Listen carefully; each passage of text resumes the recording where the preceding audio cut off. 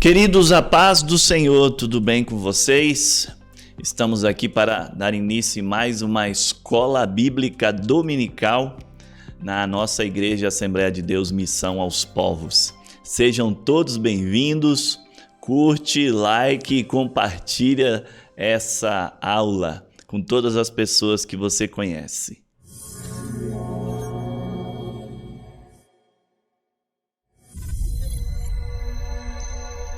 Queridos, vamos falar hoje da nossa lição de número 6, né? Lição de número 6. E essa lição ela traz como tema Paulo no poder do Espírito. Essa lição ela vai falar um pouquinho aqui de como o Espírito Santo, por meio de Paulo, moveu a igreja no início ali da formação da igreja, né? E é uma continuação aqui da nossa lição sobre a vida de Paulo. O nosso textuário dessa lição, ele diz o seguinte: impondo-lhes Paulo as mãos, veio sobre eles o Espírito Santo e falavam em línguas e profetizavam. Atos capítulo 19 e versículo 6.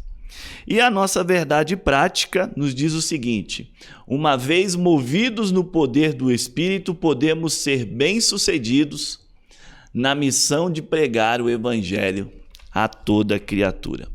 O objetivo da nossa lição hoje é conscientizar a todos que é importante nós vivermos sobre a plenitude do Espírito Santo para fazer a obra de Deus, né? Então essa lição de hoje ela vai trazer esse tema, que é um tema muito importante para nós estudarmos, que é viver na plenitude do Espírito Santo. Como você tem vivido a sua vida nesses últimos dias, né? A nossa leitura diária, então nós temos aqui a leitura diária com algumas sugestões, né? A atualidade do dom do Espírito Santo, a experiência do Espírito Santo após a decisão por Cristo, a experiência do Pentecoste se repete na história, né? E assim vai indo. Então, você vai estudando aqui, vai já meditando durante a semana, né? Vai aquecendo para o dia da aula. A leitura bíblica em classe, ela está aqui em Atos, capítulo 19, versículo do 1 ao 7. E essa leitura bíblica, o nosso comentarista, o pastor Elinay Cabral, ele escolheu aquele momento em que Paulo foi à igreja de Éfeso, né? E quando ele chegou lá nessa igreja, os irmãos ainda não tinham recebido o Espírito Santo. Eles já tinham sido batizados, já tinham aceitado Jesus, mas não tinham recebido o Espírito Santo ainda, né? E aí no versículo 6, Lucas nos diz que Paulo impôs as mãos sobre eles e veio sobre eles o Espírito Santo e eles falavam e profetizavam. Eles foram cheios do Espírito Santo e era um total ali de 12 pessoas, né, nessa igreja. Recordando aqui os temas das lições anteriores. Então, as lições elas estão conectadas, embora elas tratem de temas diferentes, né? Mas elas estão aí conectadas. Então, nós começamos essa revista falando aí sobre o mundo do apóstolo Paulo, o mundo governado pelos romanos, né? Em decadência ali e ao mesmo tempo pronto para receber a palavra de Deus por meio de Jesus Cristo, né? Depois nós temos uma parte, a segunda lição, falando sobre como Saulo começou a perseguir as igrejas, tentando implantar de volta o judaísmo ali nas comunidades, né? A conversão de Saulo na lição número 3, então como ele viu aquela luz maravilhosa, o próprio Deus falando com ele e ele se converteu. Lição número 4, onde Paulo é chamado, né, vocacionado para poder pregar o Evangelho de Cristo. E essa lição tem um ponto importante, porque Deus diz a Ananias: vai, porque ele é para mim um vaso escolhido. E se você vê como Paulo tratou esse assunto, você vai ler lá em 2 Coríntios, capítulo 4, onde Paulo fala que ele era um vaso e a glória do Evangelho é que era o mais importante na vida dele, né? E por último, a última lição com o nosso evangelista Jezael, Jesus Cristo, este crucificado, né? Que vai trazer a centralidade da mensagem de Paulo. Paulo ele não pregava um monte de outras coisas que nós vemos hoje alguns irmãos pregando, mas a mensagem dele era centrada exclusivamente em Cristo. No Cristo que veio ao mundo, que se esvaziou da sua glória, que assumiu a morte de cruz, foi obediente até a morte de cruz, e depois esse Cristo ressuscitou e estava vivo. Então era uma mensagem, vamos dizer assim, simples, né? Uma mensagem fácil das pessoas entender. E quando Paulo pregava isso junto com os discípulos, o Espírito Santo, que nós vamos estudar hoje, ele se encarregava de fazer o resto, né? Convencer o homem do pecado, da justiça, do juízo e transformar a vida daquelas pessoas para o Evangelho de Cristo. Queridos, é importante nós lembrarmos aqui, cada uma lição dessa, o autor, né, o nosso pastor Elianai Cabral, ele está trazendo aqui um tema importante para nós usarmos, né, para nós discutirmos, trazermos a memória aqui dos nossos professores, né? E o tema de hoje, dessa lição, ele está muito ligado sobre pneumatologia. O que é a pneumatologia? É o estudo, a doutrina do Espírito Santo, né? Do pneuma, do vento, que o Espírito Santo ele é como um vento. E trazendo aqui algum subsídio para os professores que vão ministrar essa aula, né? Que estarão ministrando essa aula, nós trouxemos aqui a declaração de fé da nossa Igreja Assembleia de Deus. A declaração de fé, ela tem pelo menos 3 tópicos que tratam desse tema, né? Ela tem no capítulo 5 sobre o Espírito Santo, e aí nesse capítulo 5, os irmãos eles discorreram sobre a deidade do Espírito Santo, porque é importante nós apresentarmos para os nossos alunos quem é o Espírito Santo. Então, o Espírito Santo, ele é Deus, uma manifestação de Deus, assim como Cristo manifestado em carne. Então, ele é o próprio Deus, a ação do próprio Deus na vida do ser humano. Um outro ponto importante são os atributos do Espírito Santo na obra de Deus. Então, conhecer como que o Espírito Santo ele tem os seus próprios atributos, né? Naquilo que Deus criou, na criação do mundo, né? Nas obras que nós vamos ver aqui durante toda essa aula. Então, esse é um ponto importante. E a personalidade do Espírito Santo. O Espírito Santo tem ciúme, o Espírito Santo direciona, o Espírito Santo se entristece. Então, o Espírito Santo ele é uma pessoa, né, da divindade, e esse é um ponto importante de nós trazermos para a aula, durante essa aula, junto com os nossos alunos. Outro tema importante que aqui a nossa declaração de fé traz é sobre o batismo no Espírito Santo, porque nós assembleianos, no capítulo 19, nós assembleianos, né, nós pentecostais, entendemos que o batismo ele é uma manifestação distinta daquela da conversão. Então esse é um ponto importante para você trazer junto aos nossos alunos, né, junto aos nossos alunos. O que é importante disso? É distinguir, né, esse batismo no Espírito Santo da salvação, né? Quando você aceita Jesus, o Espírito Santo entra na sua vida e você começa a ter uma sinergia, né, um sinergismo com a personalidade do Espírito Santo. Mas é diferente de você receber o batismo com o Espírito Santo e ser capacitado para fazer alguma obra específica que Deus quer que façamos, né? E outra parte importante é que essa extensão das promessas, será que o Espírito Santo foi só para aquela época da igreja primitiva, né? Não, o Espírito Santo, a Bíblia nos mostra que ele continuou trabalhando na vida da igreja e usando pessoas, capacitando para poder fazer a obra de Deus. E por último, a nossa declaração, ela fala sobre os dons do Espírito Santo, que é um tema muito importante. Vemos tudo como Deus usou Paulo nos dons para poder fazer com que a igreja crescesse, né? Outro ponto importante, outro livro importante e fácil também, é esse livro aqui, que é A Razão da Nossa Fé, Assim Cremos, Assim Vivemos. Foi escrito pelo pastor Ezequias Soares, ele também é escritor, e foi ele também que fez toda a coordenação da nossa declaração de fé. E nesse livro, Razão da Nossa Fé, esse livro ele foi estudado no 3º trimestre de 2017. Se você tem o livrozinho desse trimestre, você também pode usar, né? E ele tem um capítulo ali falando sobre a doutrina da Trindade, como que isso foi apresentado à igreja primitiva depois dos apóstolos.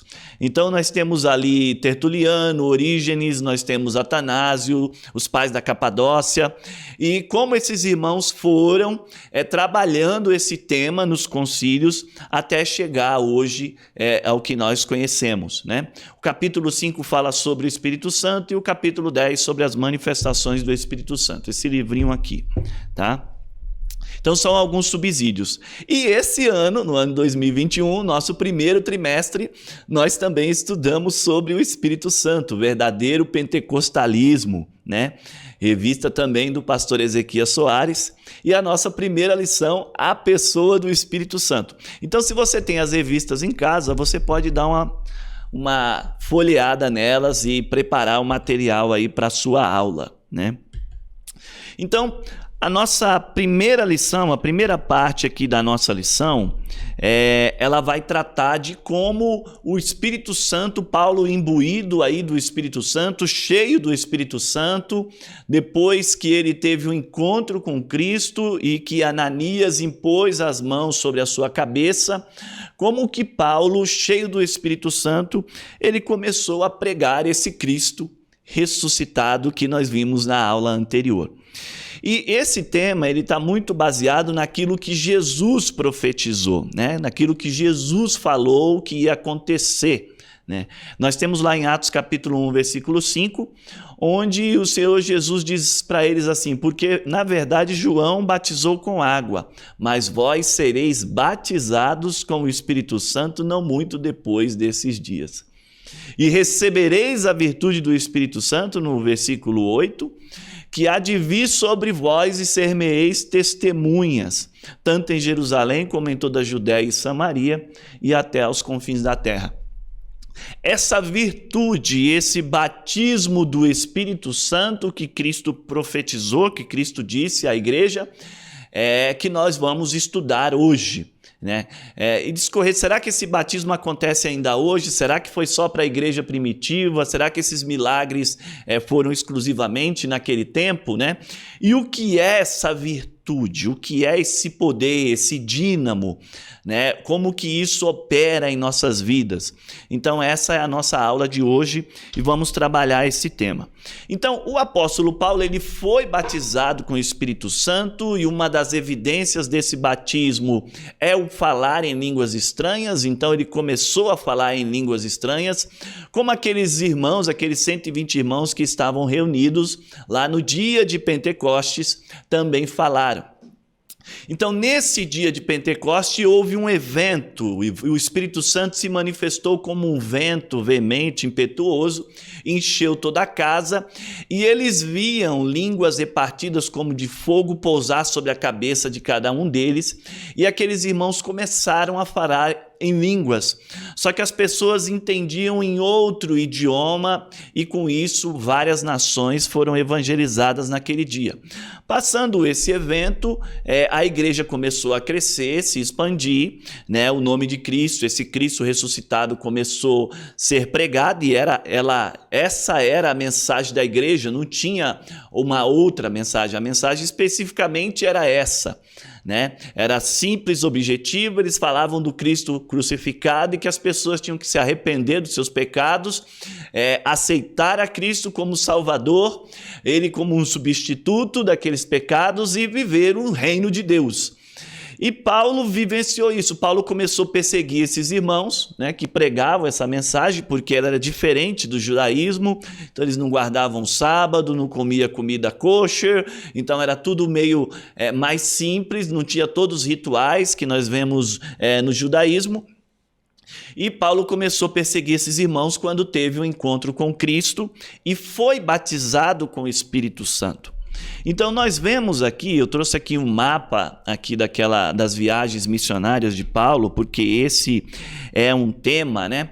Paulo viu que ele seria um pregador para os gentios, né? Que ele seria um pregador para aqueles que não eram judeus. O foco, o escopo da sua vocação seria essa. Então nós temos aqui a igreja primitiva ali no comecinho, né? Bem embaixo aqui no canto direito do nosso mapinha, em Jerusalém. E nós temos todos esses pontinhos pretos que os irmãos estão vendo aqui no nosso mapa, onde Paulo começou a pregar o evangelho. Então, Samaria, né, na Judéia, em Samaria e até os confins da terra. Então, o apóstolo Paulo ele começou a viajar fora. Essa mensagem começou a sair de Jerusalém. E como que essa mensagem saiu? Ela saiu com Paulo pregando na unção do Espírito Santo. E ele dizia que a mensagem dele não consistia em palavras, em filosofias e tudo mais, mas essa mensagem consistia no poder do Espírito Santo. E é importante nós entendermos o que é o poder do Espírito Santo, o que esse poder faz, né? O que ele opera. E esse é um ponto aqui que é importante o professor explicar isso na nossa primeiro tópico aqui da nossa lição, né?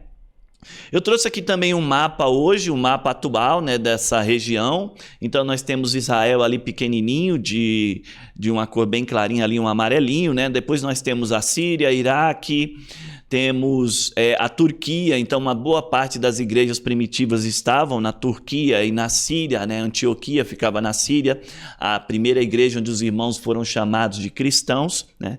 Depois nós temos a Grécia ali, nós temos a Itália, onde Paulo foi no final da sua vida, né? E nós temos aqui vários países menores, a Albânia, a Macedônia, a Bulgária. Então nós tínhamos igreja na Macedônia, Argélia, Tunísia, Marrocos, Líbia, Egito. Então, toda essa extensão que nós estamos vendo aqui na nossa lição, o apóstolo Paulo começou a levar o evangelho de Cristo junto com Barnabé, Silas, Lucas, Marcos. Então, eles começaram a pregar esse evangelho do Cristo crucificado, né? E o que é esse poder do Espírito Santo? Então, nós trouxemos aqui um resuminho, porque quando você lê as cartas de Paulo, você vai entender o que é esse poder, como que ele explica esse poder do Espírito Santo. Então, eu trouxe aqui um resuminho, né? O apóstolo Paulo disse em Efésios capítulo 5, versículo 18, enchei-vos do Espírito Santo, sejam cheios do Espírito Santo. Mas o que esse Espírito Santo faz, né? Ele é um espírito de poder, de amor e de moderação, está lá em 2 Timóteo capítulo 1 e versículo 7. Ele é um espírito da fé, 2 Coríntios capítulo 4, versículo 1 ao 3. Então o Espírito Santo, ele é quem mantém a fé, ele faz nascer a fé nos corações, né? Ele faz crescer a fé. E a fé é um ingrediente importante, é um fator importante, porque a salvação é pela graça por meio da fé. Então o Espírito Santo, ele opera a fé nas pessoas para que elas creiam na graça e no amor de Jesus Cristo. Nós temos o espírito de sabedoria em Efésios capítulo 1, versículo 17, então ele é um espírito de sabedoria. Nós temos o espírito de santidade, essa é uma outra coisa que o Espírito Santo opera em nossas vidas, que é a santidade, a santificação.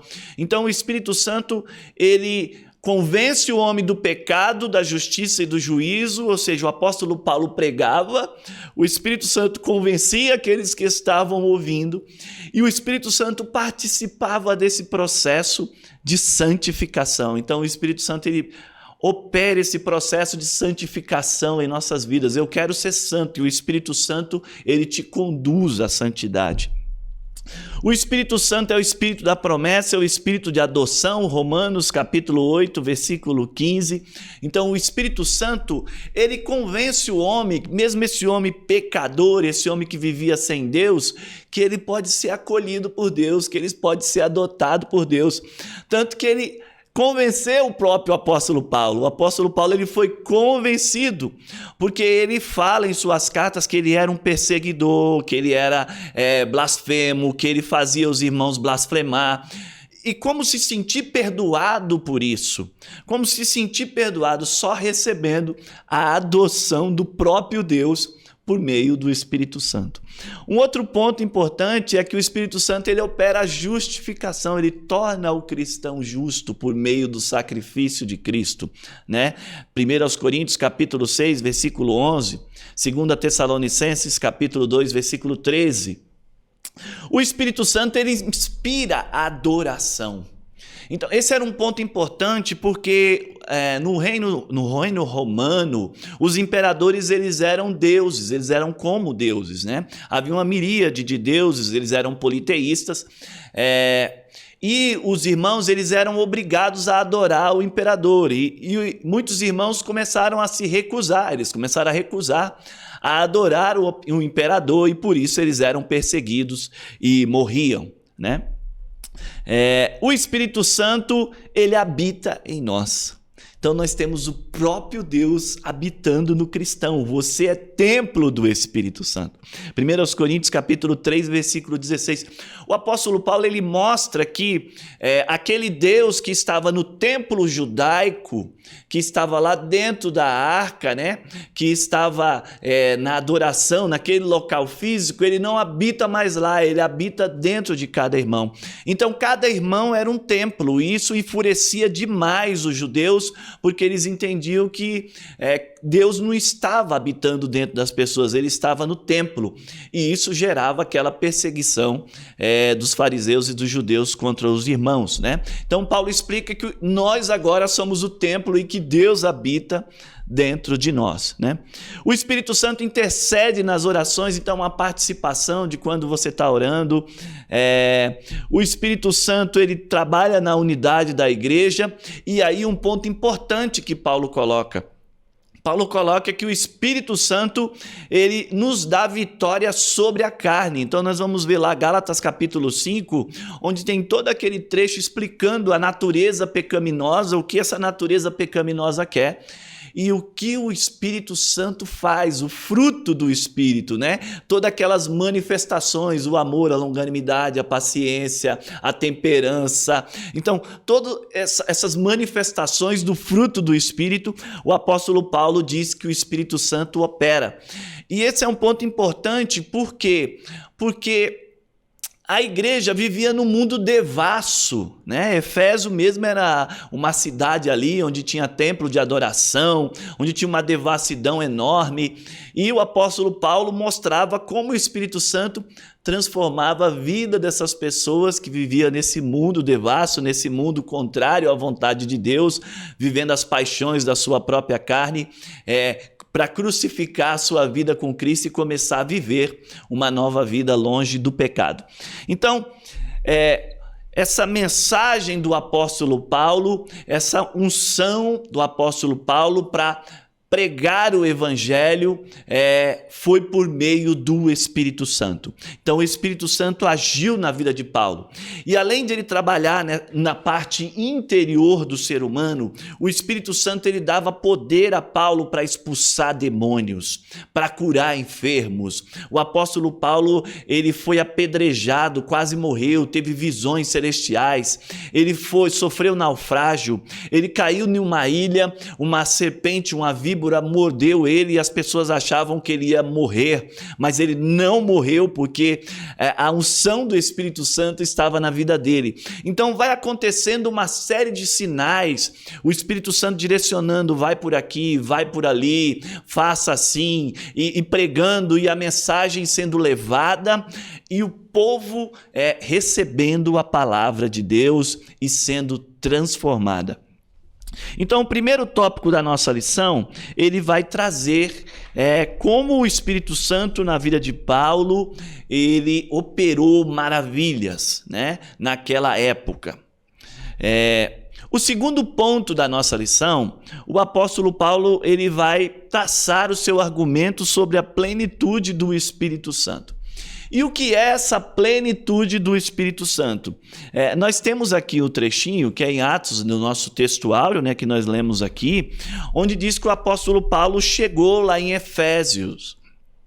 E esses irmãos em Efésios, eles tinham sido pastoreados, eles tinham aceitado a Cristo por meio de Apolo, né? Mas eles ainda não tinham recebido o Espírito Santo. Então, esse é um ponto importante da nossa lição, porque eles já tinham aceitado Jesus, já tinham sido batizados, já tinham arrependido dos seus pecados, mas ainda não tinham recebido o batismo no Espírito Santo. E o apóstolo Paulo, ele impõe as mãos sobre aqueles irmãos, né? E eles recebem o batismo no Espírito Santo, e como evidência desse batismo, desse poder, eles começam a falar em línguas estranhas e profetizar, né?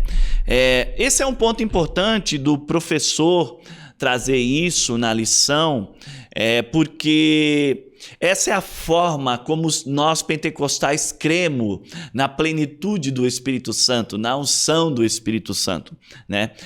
Eu trouxe aqui um trecho da nossa revista que fala sobre o batismo no Espírito Santo, e esse trecho está aqui na tela para os irmãos, né? Está no item 1, aqui está na página 166, tá? Da nossa revistinha aqui, Declaração de Fé, e nos diz assim: os discípulos de Jesus já estavam com seus nomes escritos no livro da vida quando receberam o batismo com o Espírito Santo, né? O próprio Jesus diz isso em Lucas capítulo 10, versículo 20. Eles já eram crentes, já estavam com o nome escrito no livro da vida. Eles já estavam purificados pela palavra no dia de Pentecostes, mas vós já estáis limpos.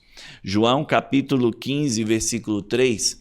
Eles já tinham se arrependido dos seus pecados, já estavam servindo a Deus.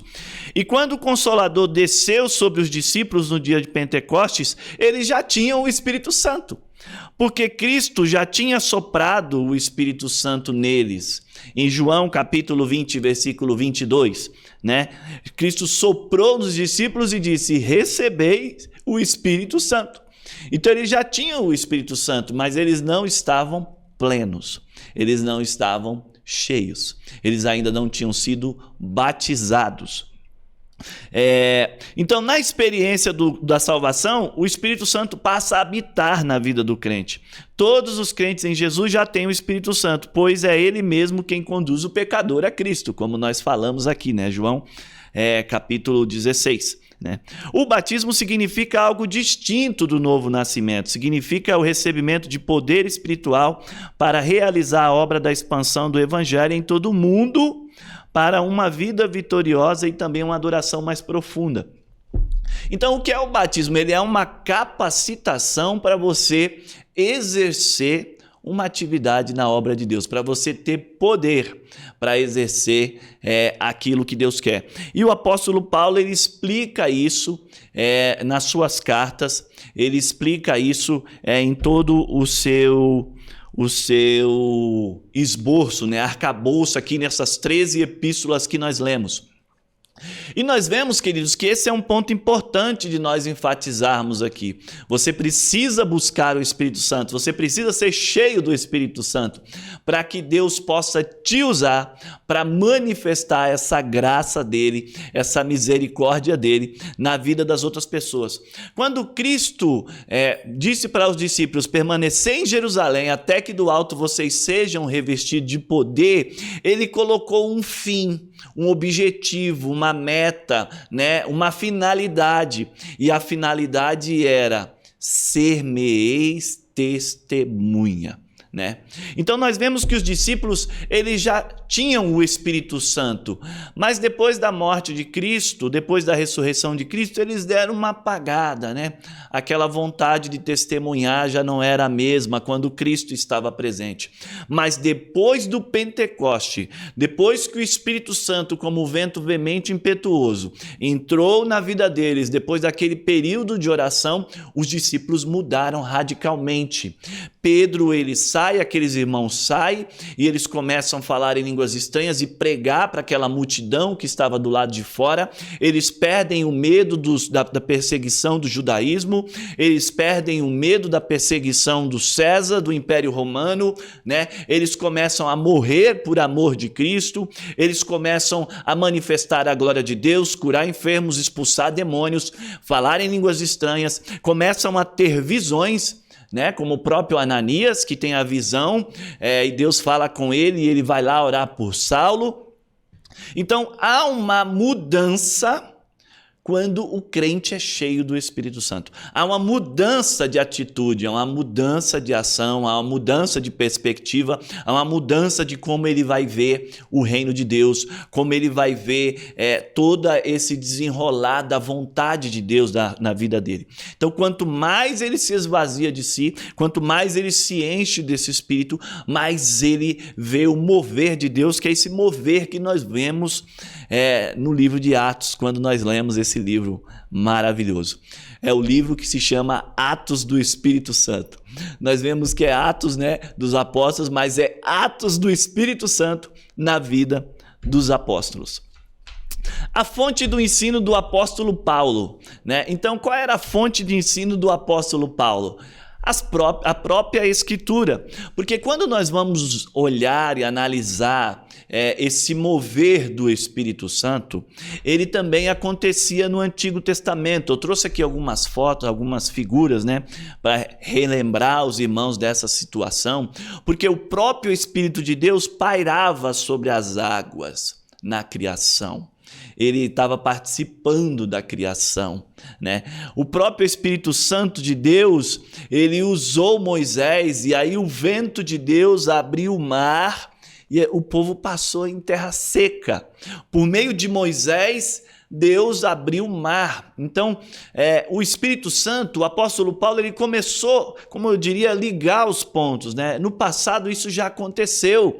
O Espírito Santo, ele desceu com fogo, Deus desceu com fogo e queimou o holocausto ali para Elias. O Espírito Santo, ele entrou na vida de Bezalel, né? Bezalel, e eles foram cheios do Espírito Santo para construir os utensílios do templo, para construir a arca, as pinturas, como seria a cortina, como seria lá o menorá, os castiçais, a pia. Ou seja, Deus falou, eu vou capacitar alguém. Então o Espírito Santo entrou na vida deles. O Espírito Santo entrou na vida daqueles 70 homens que profetizavam, junto com Moisés. Aqueles homens estavam profetizando e as pessoas estavam estarrecidas, né? Então nós devemos falar de profecia no Novo Testamento, mas já havia profecia no Antigo Testamento também, né? Nós vemos o Espírito Santo entrando na vida de José e preparando ele para ser governador do Egito, dando instruções de como ele agir durante os 7 anos da fome. Então, assim, o Espírito Santo já trabalhava no Antigo Testamento, na vida dos profetas. O Espírito Santo entrou em Sansão, e Sansão recebeu uma força descomunal e ele conseguia lutar com muitas pessoas. Então você vai ver que o Espírito Santo, ele já agia isoladamente e de forma temporária na vida de muitas pessoas no Antigo Testamento, né? E no Novo Testamento, quando Cristo ele pega o rolo, ele abre lá em Isaías, e aí ele diz, o Espírito do Senhor está sobre mim. Então o Espírito Santo agora estava sobre Cristo. Quando ele foi batizado, o próprio Deus, né, o céu se abriu e uma voz veio do céu, este é meu filho amado em quem me comprazo, né? E o símbolo lá da pomba. Então, Cristo estava mostrando que ele estava mudando toda a ordem do mundo, né? Que ele estava instaurando o seu reino, e no seu reino a manifestação e a presença de Deus não estaria no templo, ela estaria na vida das pessoas, assim como esteve na sua vida. Então o apóstolo Paulo, ele conseguiu entender isso. Ele conseguiu entender agora a história, né? E como o Espírito Santo trabalhou em sua vida. O outro ponto importante que o nosso comentarista coloca aqui na nossa revista foi o próprio evento de Pentecostes. Porque você tem os irmãos, né, reunidos sem nenhuma, vamos dizer assim, não há antes do Pentecoste uma igreja ativa, viva, manifestando poder, indo a público, pregar, se expondo. E depois do Pentecoste, essa igreja ela explodiu, né? Foi como uma bomba, né? Ela saía para todos os lugares, esses irmãos se sentiam capacitados e eles começavam a pregar. Então, antes de Pentecoste, desse evento, você tem um comportamento das pessoas, você tem uma situação, um cenário. Depois de Pentecostes, você tem outro cenário completamente distinto. Os próprios judeus, os próprios fariseus notaram essa mudança, porque eles diziam, esses homens não eram homens simples como todos nós, e como eles estão falando com essa autoridade. Então, esse é um ponto importante. Eu trouxe aqui a figura ali uma foto para lembrar o Estevão, porque ele foi um dos que impactou a vida de Paulo, porque havia algo mais quando você estava cheio do Espírito Santo. Além de Estevão ter a erudição, toda a filosofia, toda a cultura judaica, conhecer todas as escrituras, ele tinha a unção do Espírito Santo. E as pessoas, na unção do Espírito Santo, eles não conseguiam contrapor aqueles irmãos, Estevão e todos os outros. Eles não conseguiam entender como eles tinham tanta sabedoria, como eles tinham tanta autoridade. E quando se fala nessa autoridade, nós falamos de poder, né, no tópico anterior, e agora estamos falando de autoridade. Essa autoridade é a mesma que eles viam em Cristo. Porque Cristo pregava as parábolas, Cristo pregava as mensagens, ele usava a Torá, que era o que tinha naquela época, só que Cristo pregava com autoridade. E quando você prega com autoridade, falando no nome, é como se você estivesse falando no nome de Deus. Os fariseus também falavam em nome de Deus, sim, eles falavam em nome de Deus, mas eles não convenciam ninguém, porque eles não tinham autoridade. O Espírito Santo não estava manifestado dentro da vida deles. Então a mensagem não convencia, né? Aquela mensagem não mudava as pessoas. Mas quando os discípulos e o apóstolo Paulo, ele vai na autoridade de Deus, ele está cheio do Espírito Santo, aquela autoridade ela é percebida pelas pessoas que estão ouvindo. As pessoas que estão ouvindo sentem essa autoridade. É como Filipe e aquele rapaz que estava andando lá no deserto. E quando Filipe abre a Bíblia para explicar, aquele rapaz é convencido. O Espírito Santo opera na vida dele. E ele diz assim, Filipe, tem água ali. Será que já dá para mim se batizar? E ali ele já é batizado e volta para a terra dele, aqui para o Egito, né? Para aquela banda de cá. E ele já volta falando de Cristo. Porque aquela palavra impactou, mudou a vida dele, transformou a vida dele. Então o apóstolo Paulo, ele tinha poder e ele tinha autoridade. E por que ele tinha poder e autoridade? Ele tinha poder porque ele estava cheio do Espírito Santo. Quando você está cheio, quando você é batizado, quando você está pleno do Espírito Santo, você tem a autoridade de Deus. E essa autoridade, esse poder de Deus, esse vento de Deus que moveu aquelas pessoas, começa a mover as pessoas que estão ao seu redor. E começa a mover essas pessoas para receber a palavra de Deus, para se arrepender dos seus pecados, para ter uma mudança de vida e para ter uma mudança interior, né? Nós vemos muito no Antigo Testamento, a mudança acontecia muito com panos de saco e cinza, né? Vamos levar lá o sacrifício, mas o interior não tinha mudança. Então, nós vemos lá no livro de Jeremias, Deus falando que ia quebrar aquele coração de pedra e colocar um coração de carne, onde o Espírito Santo fizesse a mudança. Nós vemos em Joel, ele profetizando que o dia do Senhor ia chegar e que os jovens seriam cheios e iam profetizar, os velhos iam ter visões, iam sonhar, né? E todo esse movimento, ele acontece na vida de Paulo e na vida daqueles irmãos. Então, queridos, a nossa pergunta que fica, né? E você está cheio do Espírito Santo? Você está comissionado, está cheio, você foi batizado com o Espírito Santo, né? Você manifesta esse fruto do Espírito e tem a capacitação de Deus para expulsar demônios, para curar enfermos, né? Para pregar essa mensagem, converter os corações para Cristo, né? Para falar em línguas estranhas, para ter visão, para buscar esses dons do Espírito Santo que Deus deixou para nós e que hoje ele é manifestado na vida de tantas pessoas, né? Nós temos aí muitos testemunhos, por exemplo, de pessoas que estão no islamismo e elas não têm alguém para levar a mensagem de Cristo para elas. E aí elas têm visões de Cristo. Ela tem visão.